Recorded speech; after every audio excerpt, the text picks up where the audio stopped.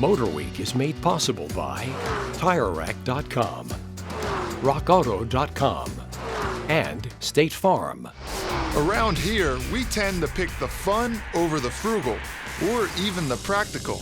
Well, if we've learned nothing else over the last 2 months and 4,300 miles spent in this 2019 Volkswagen Jetta R-Line, it's that you don't really have to make the hard choices.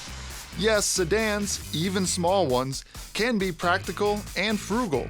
Our mileage is up to 36.7 miles per gallon. Plus, this Jetta is a great everyday sedan to drive as well. The compact sedan segment in America is one where buyers generally just want a car that gets them where they want to go, and really they want something that just works.